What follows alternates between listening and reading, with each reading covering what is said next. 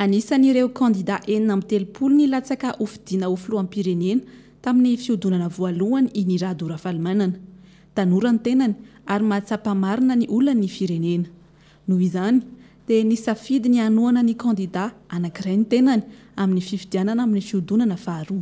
Ka ny kandida laharana 520 Marc Ravalmanana no niompana ny safidiny noho ny fahatsapany fa tena mari-potitra ary mitombona ny vinanasa ny kandida Marc Ravalmanana. Rehefa niresaka tamin'ireo tanora ianareo izay niezaka mifandresy lahatitsika hoe fotoana ny androany ny amadiantsika pejy ny Madagasikara ary anisany anankiray bedabeda reo nametraka fanontaniana hoe fa itsika tanora ve afaka mijery ho avy Madagasikara dia nivalinteny dia hieny.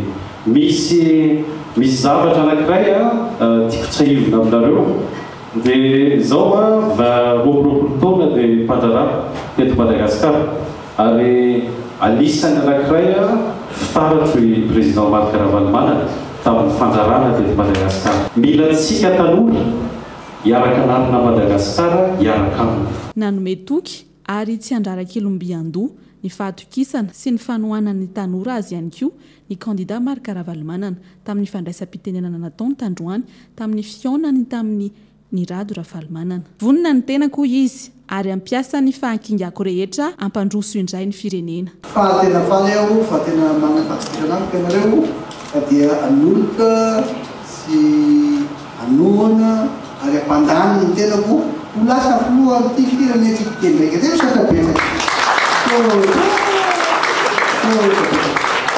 Anao zary bakao aho minonareo akory fa manana takefa ary manana paikady na stratégie tena voarafitra tsara tolatsika ty tany sy fanjakana ty ary ampiasa ny vitesy na ny fahakingiako hoe ahoana vitsika azy na dia misaotra betsaka tamin'ny fanasana anahy amin'ny hoe tena omena ianareo daholo fatokisana amena ianao ny fatokisana irekaty.